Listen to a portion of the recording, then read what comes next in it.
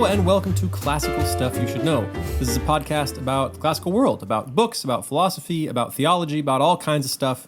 And my name is AJ Hannenberg. I'm here with a couple of my buddies.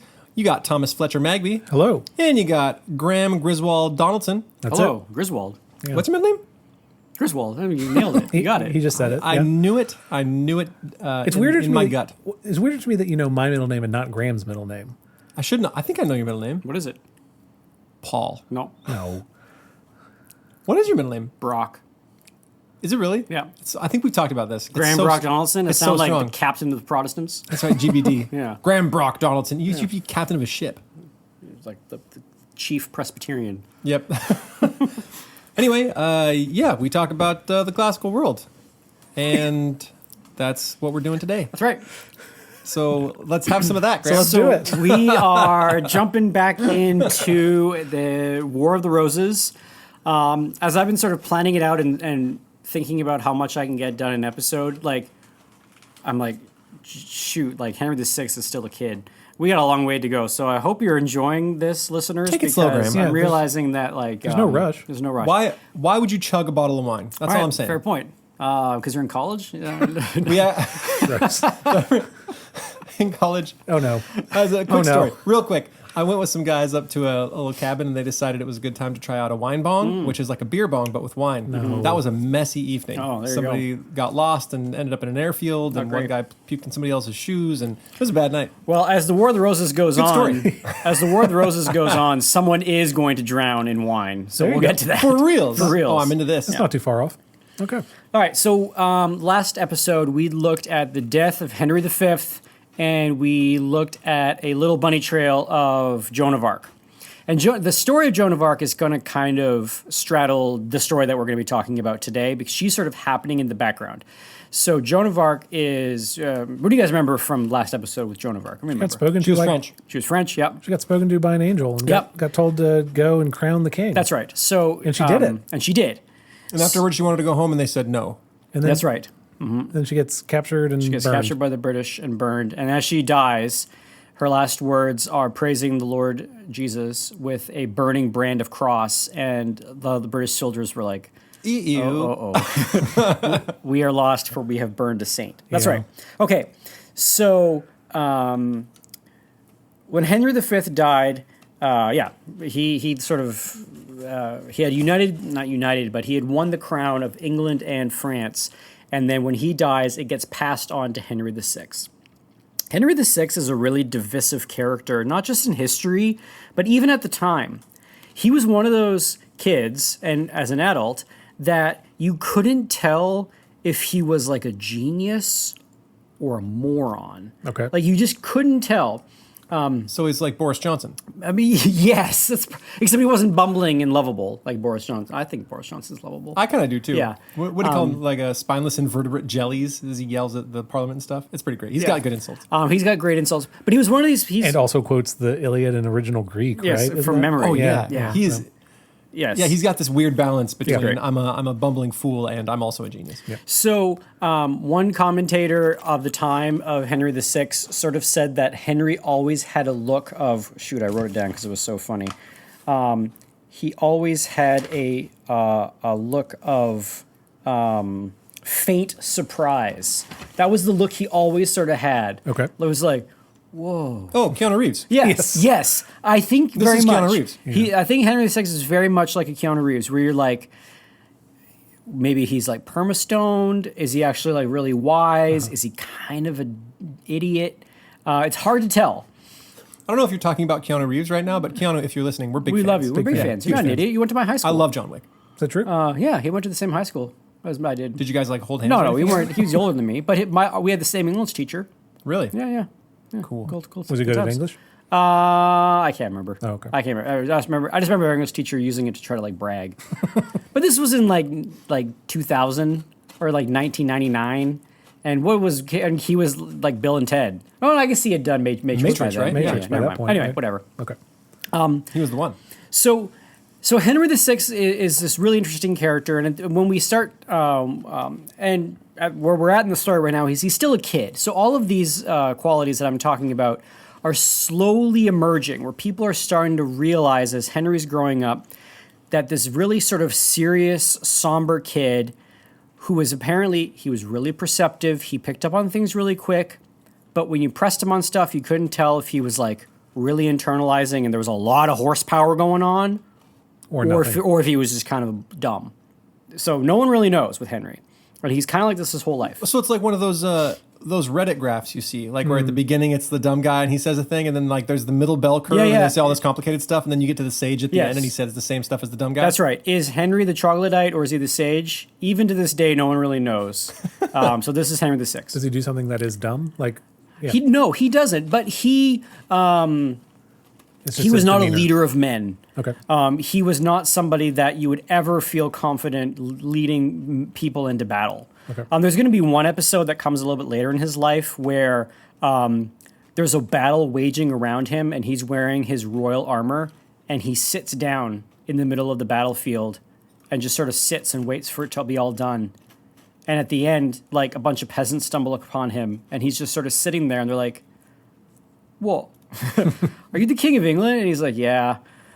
And he's not even fighting. He's just kind of like sitting in his armor. And people are like, "What's wrong with this kid?" Right. So there's something going on. All right. Yeah. Okay. At this time, the crown is poor, had no money, and the nobles have all the money. If you remember back, Henry IV kind of made some deals with Parliament where Henry was like, "Just let me be king. You guys take care of the money stuff." And the nobles were like, "We accept." And so now the crown has no money and the nobles are really, really, really powerful. But at least at the beginning of Henry's reign, everybody, I think it's fair to say that even though there are rivalries and there are rivalries that are going to flare up, people really wanted Henry to be successful. He had two nations riding on his little 9-month-old shoulders when he became king. Right.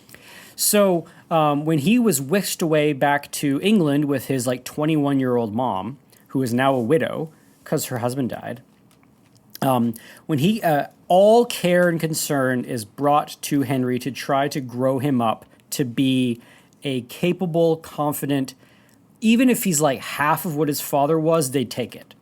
Now, unfortunately, people referred to Henry V as, I think the term back then were the 9 divines. Henry, does this sound familiar? The 9 divines being the, is it the 9? Being the, like, Alexander the Great was one. And what was that term? There was, I can't remember. There was sort of, the 9 divines, I believe, is from the Elder Scrolls. Oh. That's the first No, thing that's what they, no. Yeah, that's probably what you would get. Checks out. And for the listener, before this episode, before we started recording, we were talking about Bethesda games. We were talking about Bethesda games. So funny. That makes So sense. maybe that's... but tell me, like, who's a part of this group? It's Alexander the Great and Henry the Sixth. Well, there the was... Fifth? Which one? Let's give me a second. I'm Okay. sorry, listeners. This is not very... anyway, I won't be able to find it. Anyway, all that to say that, no, there was the 9 great men of antiquity. So like Julius Caesar and Alexander the Great, there was 9 of them, and people were like, Henry V deserves to be in there. So this is your dad that people are talking about, is that there are these sort of great men of history, and your dad was kind of one of them. And so, but is everyone... it the 7, there's 7 wise men of antiquity? No, Okay. I'll have to look it up later Sure. and maybe talk about it in between. But so everyone was really focused on Henry VI's upbringing, and they didn't want a Richard II all over. Now, if you remember, Richard II was the king that got deposed, and he sort of ruled based on pure majesty alone. He was kind of weak. He was kind of frail. He was sort of, he was probably like wouldn't even hold the sword. Richard II. And people didn't want Henry VI to be the sort of limp-wristed king again. The 9 worthies, there it is. The 9 divines, same thing. Not That's far a pretty off. sweet name, though. The 9 being the 9 worthies. 9 worthies? Yeah. That's cool. Yeah. That'd be a good name for a microbrew. Yeah. The 9. Oh, you have 9 different kinds of beer? Or I'm just saying that's like a beer. It's called the that's 9 nice. worthies. There you That'd be pretty cool. Now, so they didn't want a king who was just going to be kind of headstrong and tell you what to do and was sort of had a poor upbringing. So they really were focusing on bringing the best of the realm to bear on Henry. But even as he got older, he was starting to show a little bit of like, he realized that he could basically tell people to go away, and they had to because he was king, and he could be left alone.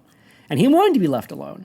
Oftentimes, he didn't want to bother with people. He kind of wanted to be by himself.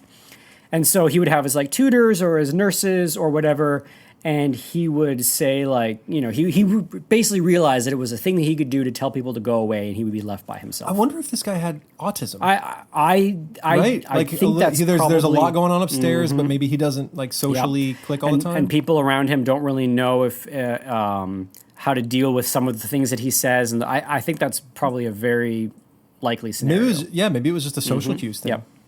Yeah. Anyway, now even though the government had a parliament and was still an incredibly complex thing with a lot of moving parts and a lot of people doing stuff, it really did all still focus around the king. And not just as a figurehead, like he had to actually sign documents and sit at parliament or it didn't count. Right. And so you've got this kid, and he came to his first parliament, I believe he was 2 years old when he presided over his first parliament. His mom brought him, and he sat on her lap in parliament while he presided over it. And while parliament was happening, you had to tell the king the things that were happening, and he had to acknowledge them. So they're all saying this to a 2-year-old. Exactly. Now, exactly. yeah. Now, apparently, the first parliament he went to was delayed. By 2, yes. The first parliament he went to was delayed for 2 days because on the journey he threw a tantrum and didn't want to have to travel. So they stayed at an inn in halfway to parliament just so he could like calm down. So he had to go to the nobles and be like, I'm sorry, the king is indisposed and will not be attending parliament. We have to sit for 2 days, because he was like freaking out over having to sit in a carriage for 8 hours a day. This was still the case. There must have been some kind of regent or something, right? No, this is just the king. So the regent was, you had, his uncle, Humphrey, Duke of Gloucester, and we talked about him last episode. He was the one that married the cute Dutch girl and then divorced her for somebody else. Yeah, he'll play a role in today's story. The chambermaid. The chambermaid. That's right. So he was not regent, but he was in charge of sort of keeping the king. Of sort of like keeping the king. His education and the upbringing of Henry. But Henry, so those little kids still had to like sign documents and do the royal seal. And so they had this big old ceremony where they like presented him the seal, and he had to like pick it up, and they were like, ooh, he did it. And there would be correspondence from the king to subjects or to like, you know, lords and stuff. And whoever wrote them for the 2-year-old would write it as if it was Henry himself saying it. So you would get this letter from a 2-year-old, which would say like, you know, my dearest and most earnest uncle, Duke Humphrey. It gives us the greatest pleasure to be able to blah, blah, blah, blah, blah. And somebody wrote this, but in the voice of like the 2-year-old kid. So it's very charming. I have been bereaved of my Legos. Yes, exactly. I was hoping you would say it's someone actually writing down the words of a 2-year-old and then sending that. No. Would be they were better. writing it as if he was like, an adult, but it's from Henry. That's anyway. Good. So you have this little kid, and he's presiding. It's very theatrical. Because they weren't just doing this to be charming. Like they actually, this didn't happen, nothing they did was legitimate. Government didn't happen. So the kid had to be there. Now you will remember that Henry V's brothers were basically in charge of the kingdom while Henry VI was growing up. Humphrey, Duke of Gloucester, was in charge of everything to do with England, and John, Duke of Bedford, was in charge of everything to do with France. So Bedford is in France, and can you help me know the difference between a duke and a, like, do you know how the hierarchy all works? I don't know the hierarchy. It has to do with the plot of land that you were in charge of. So there was duchies, and you would be a duke. There was earldoms. You'd be an earl, or you'd be an earl, and then there was also there's a French one. What's it called? Viscount? There's viscounts, and there is a hierarchy to them. I don't know what it is. Pretty sure Duke's the highest. Duke of York, Duke of Gloucester, Duke of Bedford. And then as you go down, it gets sort of lower and lower and lower. To like Yeah. Daniel the landlord. Yeah. And then, exactly. And then there's princes and princesses. So Prince of Wales is always the kid who's supposed to be king later. So right now the Prince of Wales is... They don't have to live in Wales? This always confused me. They don't have to live in Wales. Why do they call him the Prince of Wales? It's just he controls Wales. So he's in charge of Wales. So that like passes on, huh? Yeah. So right now the Prince of Wales is Charles, Elizabeth's son. Pretty sure it's the Prince of Wales. Should be. Anyway. But it is hereditary, right? It is hereditary. So does he own Like yes, Wales? I mean, I don't know about nowadays, but back then, like the taxes came to you. Really? So if you're Prince of Wales, like it went to the prince. If you're the Duke of Gloucester, like you're getting all of Gloucester stuff, taxes and whatnot, in Bedford and Exeter and all these places. That's awesome. Did you say Marquis? Was that the word? Marquis, that's what I was looking for. Yeah. Yes, thank you. Okay, so John, Duke of Bedford, is in France. Humphrey, Duke of Gloucester, is in England, helping raise little baby Henry. People were concerned about Humphrey, of Duke of Gloucester, and we talked a little bit about it in the last episode because he was so because he basically was like the right hand. He was the guy that was controlling the king. He was probably the guy that was writing those letters in first person, right? And he was kind of headstrong. And we touched on it, but I want to give a little bit more detail. He married, and so he married that girl from the Netherlands, whose name I can't remember right now. We talked about it in the last episode.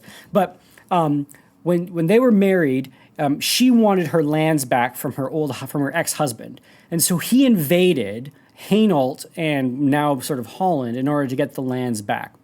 That's fine. These things happen. You want to go and like get your ancestral homelands back. Except the French Duke who had been divorced by Gloucester's wife, who he was fighting against, he was allied with the Duke of Burgundy. And if you remember, the Burgundians and the English are in alliance against the House of Orleans in France. So Charles VII, the king who was crowned by Joan of Arc, yes, whose dad was the crazy King Charles VI. Thought he was a window. Yeah, who thought he was a window. He should be king. He thinks he should be king of France. He's from the House of Orleans. The Burgundians and the English are fighting him. Well, now you've got Duke of Gloucester fighting the ally of your ally. And people were like, for his wife. Right. And people were like, buddy, like, read the room. This is not great. Not all right. You shouldn't be doing this. Anyway, he wins. He gets the place back. The husband that he defeats sort of has to go off into retirement or whatever. And the Burgundians immediately go to Beaufort. They go to the cardinal, the Bishop of Winchester, named Beaufort. So he's Beaufort, the Bishop of Winchester, because Beaufort was this politician who basically like knit the Burgundian English alliance together. And so the Burgundians are like, hey man, the dead king's brother is fighting us in France while we're fighting with you against our old king. What's up? And Beaufort's like, that is a very legitimate concern. Right. Yes. I hear what you're saying. And so he went to Gloucester and was like, you got to stand down. You got to like rein it in. Lock it up. You're kind of, you're off the reservation. You're off the reservation. He actually, to confront the Duke of Gloucester, he brought a bunch of dudes with him, like a bunch of burly men, and they marched on London to like confront the Duke of Gloucester when the Duke was there. And apparently there was a new mayor of London the day that the men showed up, and this mayor kind of freaked out, and he was like, "Oh, we're under attack!" And he like closed the bridge, the London Bridge. And so then you've got like the Bishop of Winchester on the other end with his dudes being like, hey man, let us in. And the mayor of London was like, you are invading force. I'm not doing this. And meanwhile, the Humphrey Duke of Gloucester's like, yeah, man, I think he is trying to invade us. Yeah, we should probably throw down. Lob a couple arrows at that guy. Exactly. Yeah. And then the mayor of London was like, oh man, this is my first day. Anyway, and so I'm not even trained. So this whole thing was sort of bubbling over, and Gloucester was kind of egging it on, and Beaufort was getting angry to the point where there was going to be like a street war. So it's like the Sharks and the Jets. Yes, exactly. To the point where King Pedro of Portugal, who happened to be in London at the time, he's related. He draw a knife? He's related Start to that. no. King Pedro is related to the Plantagenet house. So he's like the uncle to the king. So he's there in town, and he like calms them both down. So this Portuguese Pedro's like, hey guys, listen, this is crazy. You can't just be fighting and killing each other in the streets of London. And so he kind of like, had a little summit, and they kind of got over it. But Beaufort and Gloucester, not friends. Beaufort was one of these rich nobles, and of course Gloucester, being from the crown, has a little bit less money. In fact, the crown was deeply indebted to Beaufort, and I know we talked a little bit about Beaufort in the previous episode. Anyway, it gets to the point where Pedro sends a message to John Duke of Bedford in France, saying like, "Listen, man, you got to come back and you got to like iron this thing out." And Bedford's like, "I got things happening in France, like." Charles is mustering armies. This is not a good time. But Pedro eventually convinces Bedford to come home. And when Bedford comes home, that's when the Joan of Arc thing happens, and Charles can really sort of like run over France and take over things. So Bedford comes home. Let's talk a little bit about John, Duke of Bedford. He comes home. He kind of he smooths the whole thing over. He goes to the Bishop of Winchester, and he's like, "Listen, I'm here now. I'm going to make sure that Humphrey doesn't sort of like stays in his lane." And the Bishop of Winchester's like, "Good, because I have another thing I want to go deal with. I'm going to the Balkans because I'm going to go kill these new things that are popping up that are protesting the Roman Church, called the Hussites." Now, you guys know who the Hussites are? Jan Hus? No, don't know if I've heard the name. Jan Hus is often credited as being like one of the first Protestants, or he is one of these proto-Protestants. And so a lot of his preaching was sort of taken up by British Protestants and French Protestants a little bit later. Jan Hus and the Hussites were sort of spouting their Protestant ways, and Bishop of Winchester's like, nope, I'm not having it. Time for murders. He took his dudes and they went to go like throw down against the Hussites. So Beaufort took his money and went to I guess what would be the Czech Republic now. So which one's the one Yes. that attacked like an ally of the ally for his wife? Humphrey Duke of Gloucester. Okay. So the brother of Henry V, the uncle of the king, who's in charge of the king. Oh, Yes. yeah, that's not good. Yeah. And so his brother, John Duke of Bedford, comes back to be like, lock it up. Okay, so Like, figure Bedford's it out. like the lock it up guy. That's right. Yeah. So I'm just losing track of the It's all right. Dukes. There's Bedford, like four of he's them. like even keeled, stoic. He can get stuff done. Gloucester, he's like fun loving. He's the guy that loved alchemy. yes, from last time. Yes. And he's the wife guy? he's the wife guy. Okay. Yeah. Anyway, so Beaufort says, "All right, I'm gonna go kill these. I'm gonna go take care of Protestants." They didn't call them that at the time, Right. But these like bad Catholics. Upstarts. And Hussies. so off he goes. So Beaufort leaves, and Gloucester's like, "Good riddance." All right. Bedford. When Bedford comes back, people are pretty excited because everyone loved John, Duke of Bedford, and mainly because right after his brother died, he won a very big battle. And the battle was the Battle of Verneuil, and it was basically the last stand of Charles VII, the one who was crowned by Joan of Arc, Yes. before the whole Joan of Arc saga took place. So when Henry V died, Charles was like, awesome, this is my time, I'm getting France back. And he went and he spent all of his money hiring a bunch of Lombardian horsemen. And Lombardy is a city in Italy. It is not a heresy. Not a heresy. as I incorrectly said, I called Lollards. the Lollards the Lombards a couple of episodes ago. Yes. Anyway, these were apparently the tanks of the Middle Ages. They were the best horsemen that existed. And he went and he spent all of his money on these mercenaries. And he's like, listen, I want my crown back, and you guys are the best. And they were like, you got pasta? And he's like, yeah. So off they go. So he has all these Italian horsemen ready to roll. Care of. Yes. So he gets all of his French army. He's got these Lombardian horsemen. And before the battle starts, a couple of boats pull up, and a bunch of Scottish people get off. And they're like, we hear you're fighting the English. Sign us up. And he's like, yep, come on in. So the Scots join the French. And it feels like the Scots are just out to cause trouble. The Scots Yeah, are like, out to we're cause just trouble. looking for a fight. They're looking for a fight. So they come in, and so Charles has a vastly superior army to the John, Duke of Bedford. And they're motivated. They want their crown back, and Bedford just wants to like not have to fight. Anyway, so they're facing off, and the Lombardian horses like charge and absolutely cut through the army, like cut the army clean in half, and got to the end, and we're fighting the like peasants who like were making the soup. Right. Like, at the back. Yeah, exactly. And the horses got to the back, and they were fighting the like cooks and all the peasants, and those peasants like took off running immediately. They immediately ran, and the Lombardians were like, "The route's on, boys!" And the Lombardians chased them. Oh, but those aren't the actual warriors. Which was really bad. They were killing a bunch of cooks. That's right. So the Lombardian mercenaries kind of got headstrong, and they just sort of chased after the peasantry, leaving the French army alone. So you paid all this money for these like awesome Italian cavalry, and they're like, chasing they're the wrong gone. people. They're chasing the peasants, thinking that the battle's over. It'd be funny if they planned it. They're like, let's chase some cooks today, boys. And the way that the Duke of Bedford, the way that this battle is sort of described is that the Duke of Bedford and a lot of his other lords, basically just by sheer force of will, just ground out the bloodiest victory ever.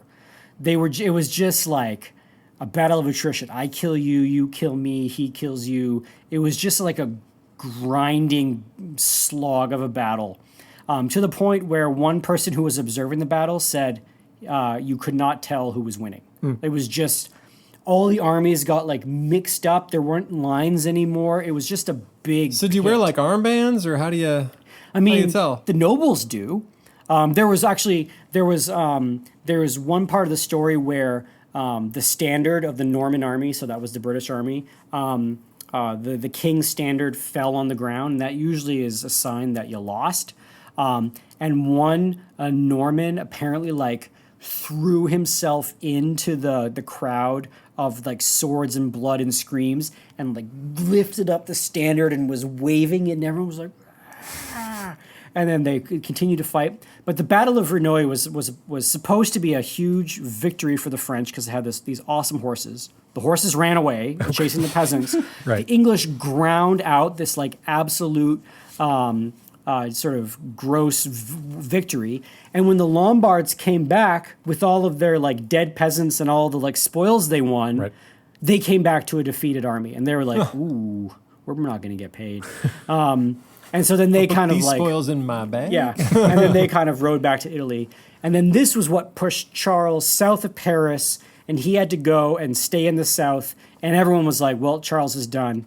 And it's that circumstance that Joan of Arc gets her visions. Oh, okay. So John Duke of Bedford, when he leaves France, he's done this great battle of the Battle of Verneuil, and people are like, "All right, Bedford's coming back. He'll make sure that this whole Beaufort, Humphrey, Duke of Gloucester thing doesn't bubble over." But he's like, "I can't leave. If I leave, like France is going to fall apart." Right. Now they couldn't have guessed that it was going to be Joan of Arc who was going to come up. Crazy Anyway, prophetess girl. Who knew? And so then she changes the course. And she changes the course of history. Right.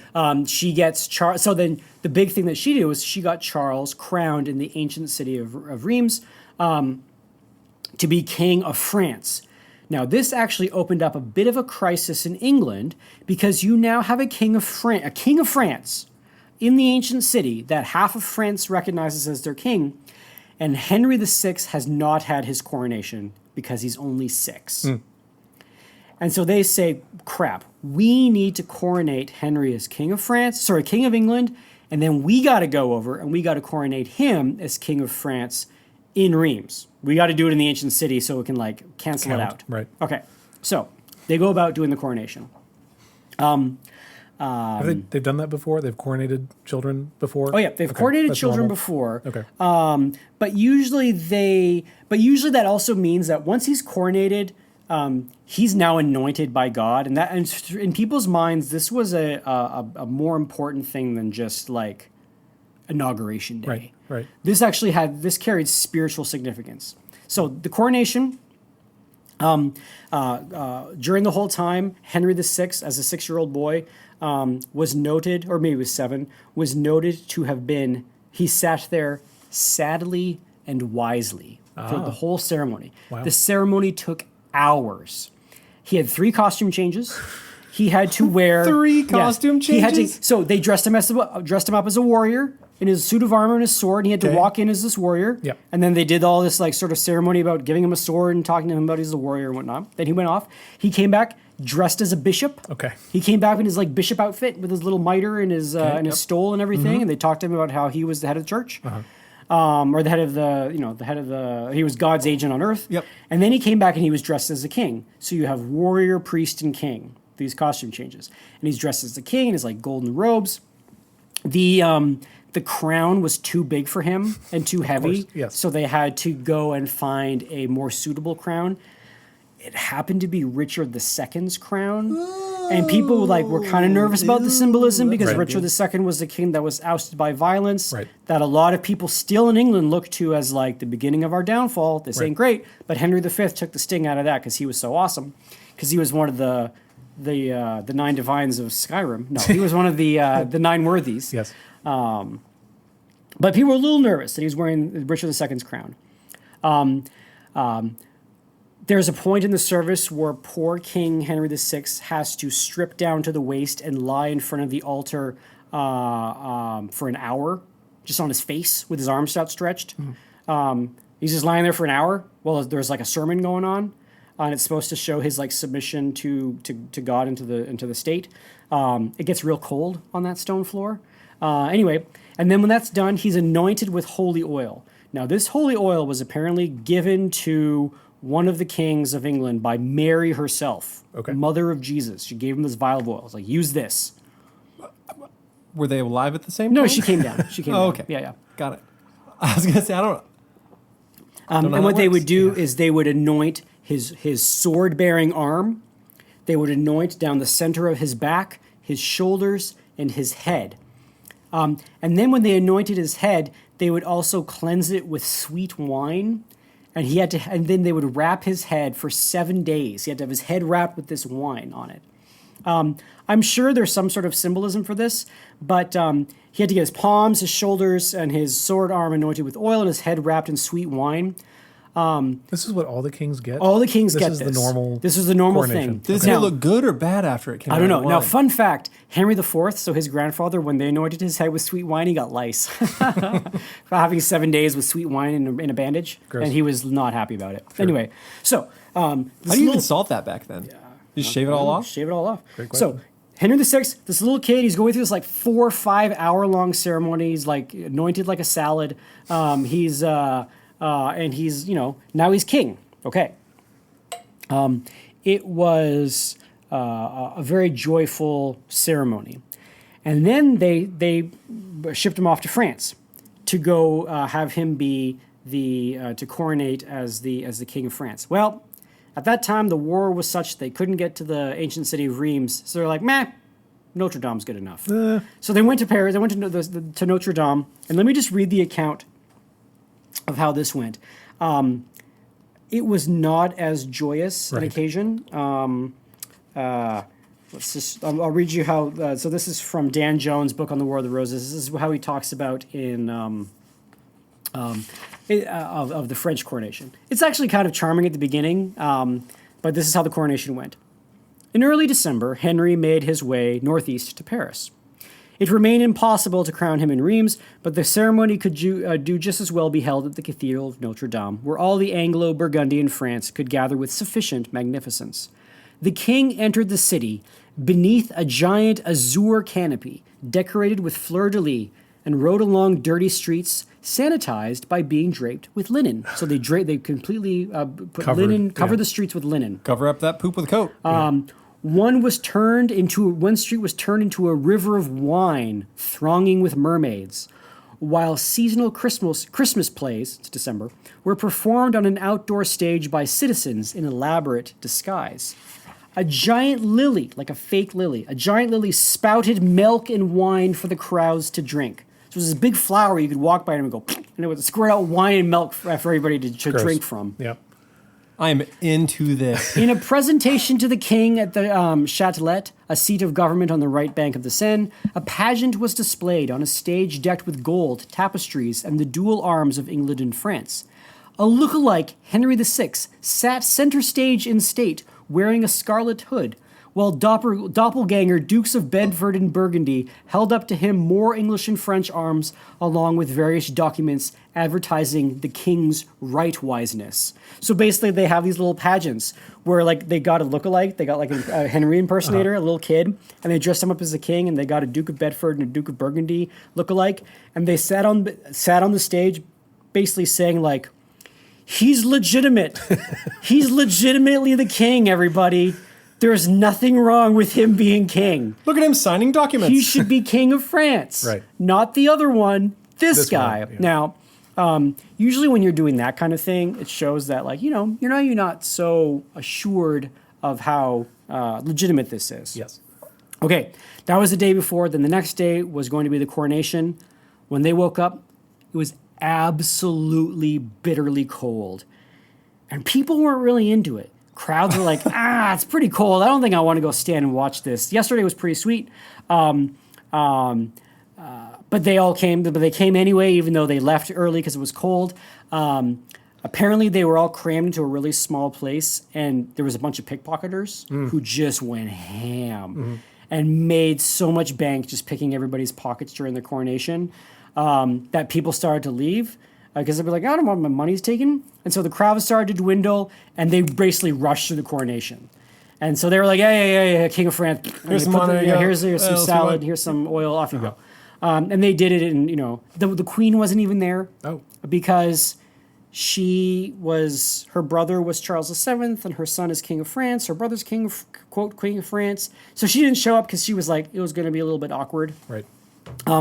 Apparently, during this, there was one tender moment where little Henry VI was walking towards the coronation place, and he saw his grandmother, his French grandmother, who was the husband of the crazy king. Okay. Sorry, the wife of the crazy king, whose son is Charles VII, and whose daughter is his mom. And he sees his grandmother, and he takes off his hood to greet her. And she looks at him and waves, and then turns away and sobs and weeps because the whole situation is just so crazy. Right. Her son versus her grandson. Her daughter is not even coming to this thing. You imagine the poor heartbreak of this woman on that day of her grandson's coronation. How do you spoil both? I mean, what do you do? What do you do? What do you get? What do you even buy him? What do you even get him? He's a king. He doesn't need much. Yeah, you got a flower that squirts out like milk a rare wine. pony or whatever. By the way, this does sound like an electronic music festival. Everything you've described, like the milk and wine flower and the crazy mermaid town, and I'm just like, it's got to be like Bonnaroo or something. The French know what to do. They're yeah. We think we have cool stuff. Yeah. Okay. So it was kind of cold, and people were sort of like, oh, well, this shows where their allegiances lie. The British coronation was awesome. The French coronation was like an afterthought. Right. People grumbled. All right. Ooh, that makes sense. Mm-hmm. I mentioned that the queen wasn't there. It was the queen dowager. So she has she was the queen, but her husband died. It's Catherine. Let's talk a little bit about Catherine. When her son was coronated, she basically was no longer in the life of her son. So before, he stayed with her all the time, and she had her little nurses and her little tutors and whatnot. But when he was coronated, He wasn't for a while. he was basically whisked away by Bedford and Gloucester and his tutors and put into king's school. And mom was like, they basically said to her, like, all right, well, you're basically retired. Go be an old lady. She's 21 and she's rich and she's bored. So she is like farting around in her estates. And she didn't really know what to do. Her role greatly diminished as soon as her king was coronated, or her son was coronated. And she's single now. And she's single, she's cute. She was apparently known to be a wonderful beauty, but she was also pretty flirtatious. And one commentator, although he wrote this about her, probably he was on the other side of the political spectrum, didn't like her. He said that she had a hard time reining in her cardinal passions. Okay. She's French, so she was a lover.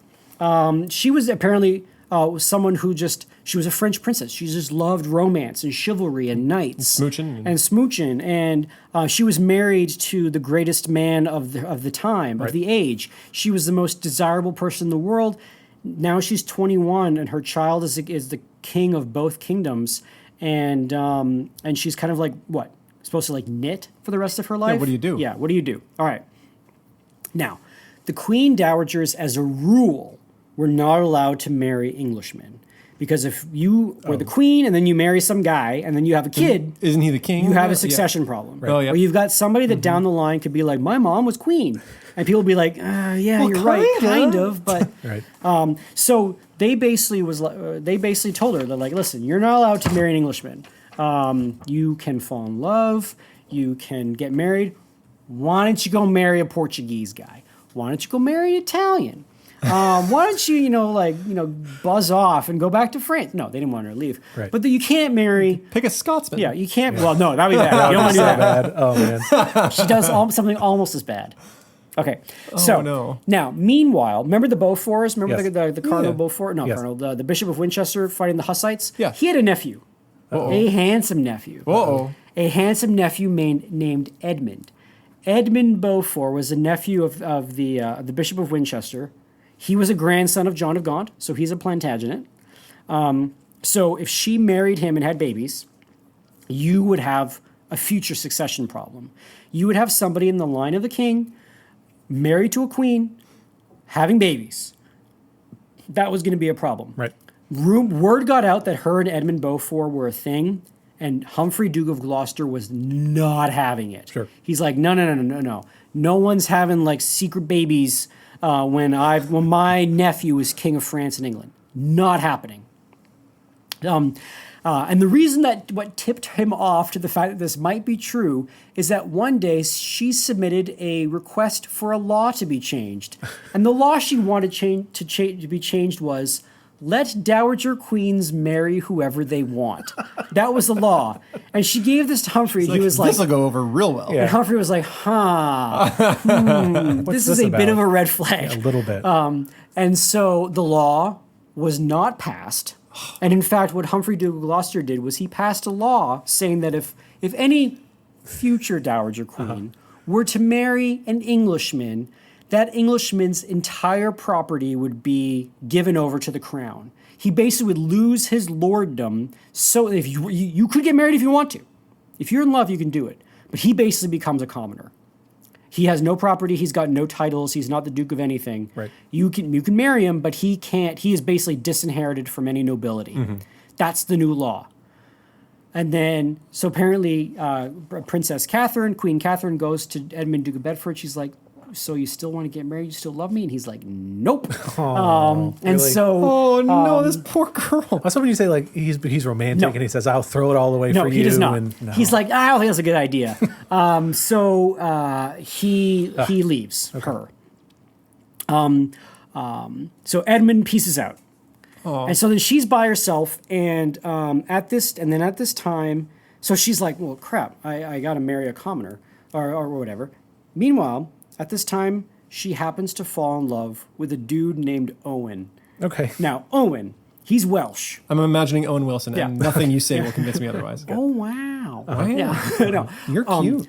So she falls in love with this named Owen, who's sometimes known as Owen Meredith, who is also known as Owen Tudor. Oh. Yes. Okay. So, from the House of Tudor in Wales. Now, she's like, "So, are the Welsh English?" And people are like, "Nope, Welsh and English." She's like, "Awesome." So she falls in love with this guy named Owen Tudor. So Owen Tudor came from a family, and if you remember from a couple of episodes ago, a family that fought Henry IV. So Henry VI's grandfather fought Henry IV when Henry IV took over the crown, and they fought him just because they don't like him. They fought him, and then when Henry V took over the crown, he was like, "Listen, we can't have all this like Welsh, English, Scottish fighting. I'm just going to pardon everybody. Everyone's pardoned. Let's go beat up the French." And everyone was like, "Okay, let's do that." And so the House of Tudor was pardoned by Henry V, including Owen Tudor's dad. So Owen's dad, also named Owen, was pardoned, and so he was. If he apparently the thing is, there's so much mythology built up around Catherine and Owen that we don't know how they met. There's a story that she went to a pub in secret.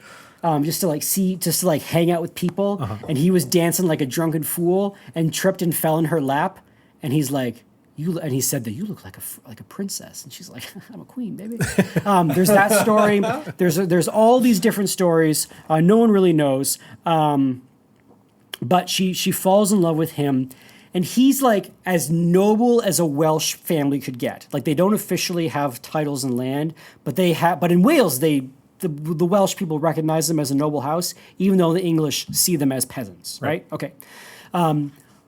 While her son is off to France to get coronated, she goes and marries Owen Tudor, and it's not official. It's super secret.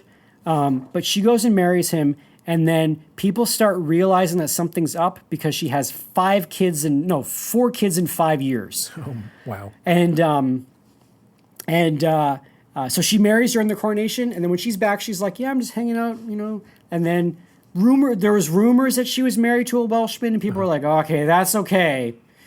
He's just Welsh. She can marry for love.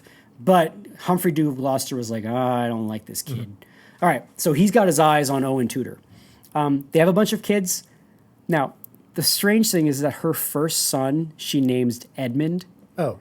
Because that was the name of Edmund Beaufort, her lover. Yeah. So some people were like, maybe Edmund was Edmund Beaufort's kid and she married Tudor just because she was pregnant. Oh. Or she married Tudor and had a child and she named him Edmund because, she still loved Beaufort, which it's super weird, right? Yeah. Like That's a little weird. If your wife names your firstborn child after her old boyfriend, not great. That's not great. I mean, she was French. Maybe she didn't know a lot of English names. Mm-hmm. It's true. Maybe we'll name him Edmund. Yeah. She's like, how about the Jacques? And he's like, Edmund will do fine. Yeah. So she has her son Edmund. She has a bunch of kids. The next important one is named Jasper. She has another kid named Owen who promptly goes to live in a monastery and has this like long monastery career. Great. And then she has a daughter who died. She has a bunch of kids. But Edmund and Jasper are going to be important. All right. There was one really bad winter. She'd had all these kids in a short period of time. The poor woman. There was this one really cold winter, and she gets sick, and she dies at 35 years old. Wow. Oh, that's so early. And in 1437, she dies, and Owen Tudor is in immediate political danger because his wife is dead, yes. who was the Queen of France in England. And then Owen, like the night she died, gets his stuff and flees. And it was a smart move because Humphrey, Duke of Gloucester, had like sent people to arrest him on sort of suspicion of being a treasonous or whatever.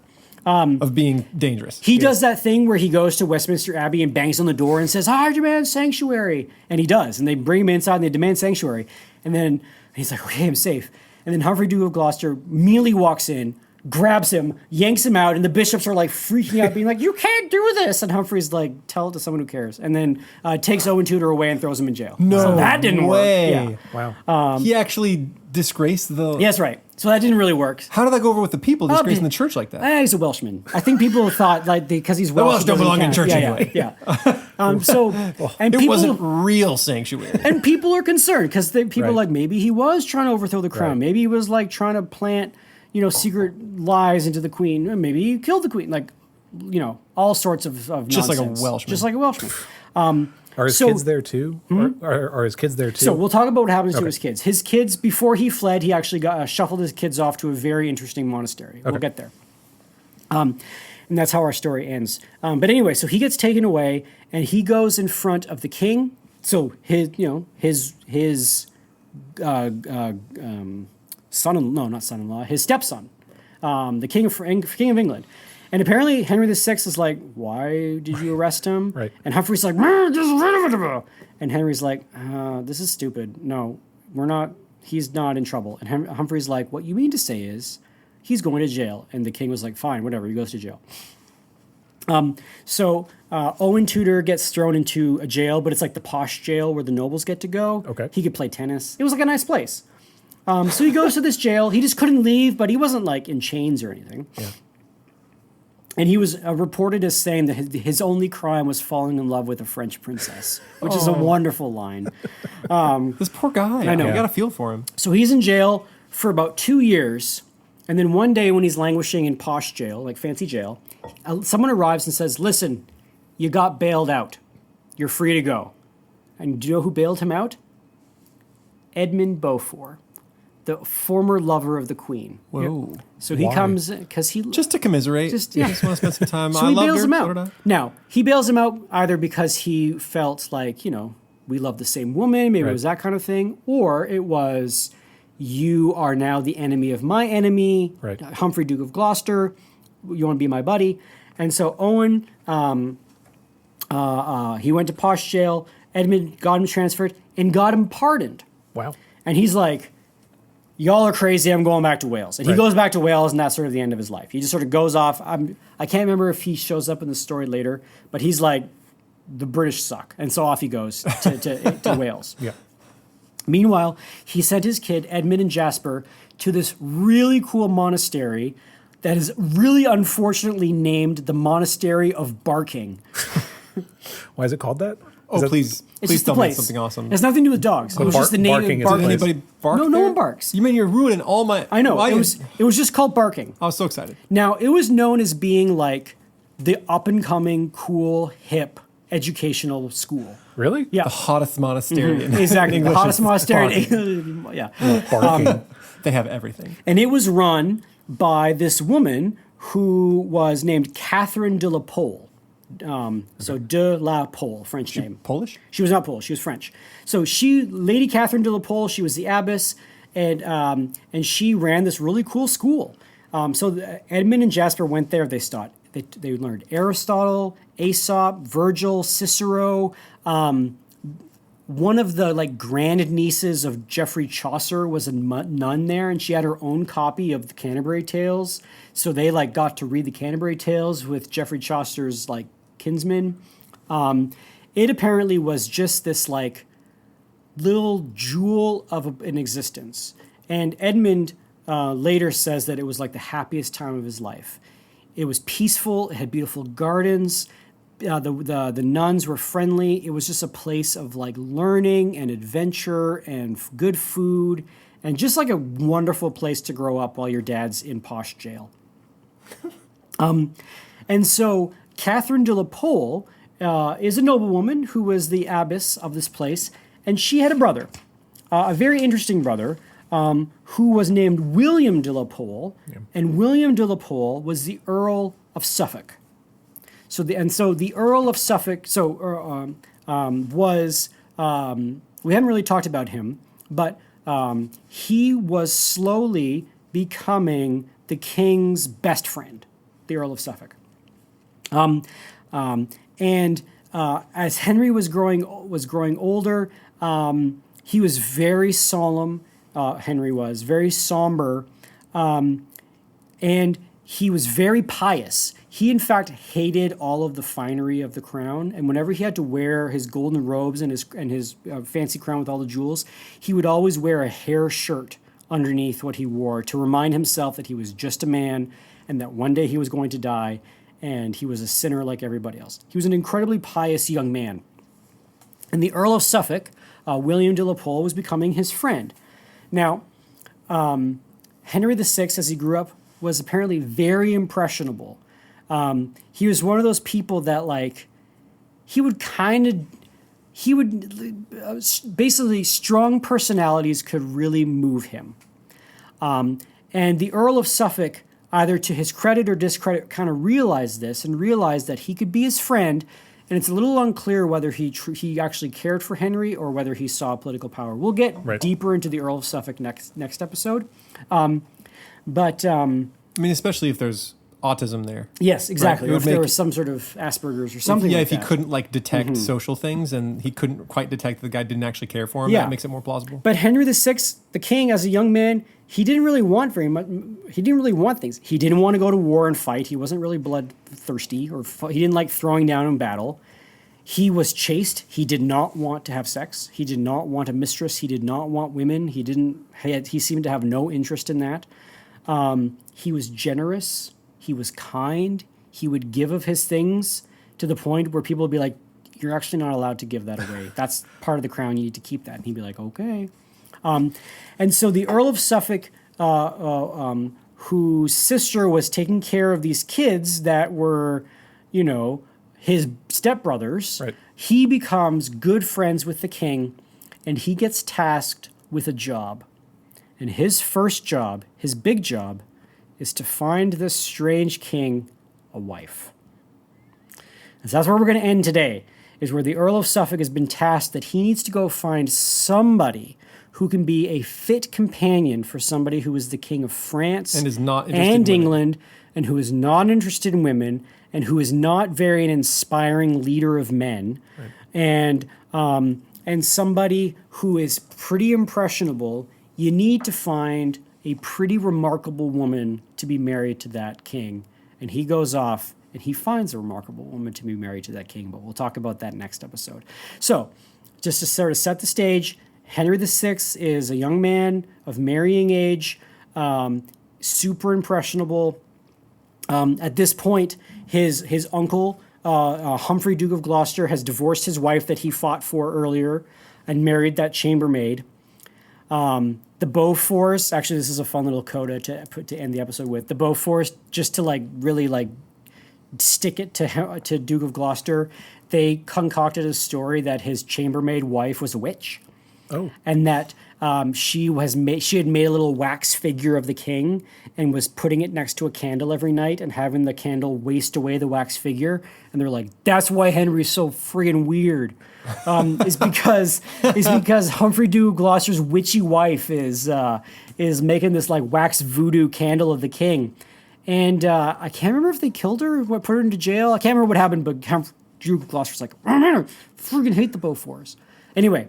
How do you come up with a story like that? Yeah. What? Like, how are you like, I know how to get this woman. Weird wax. Voodoo candle. Yeah.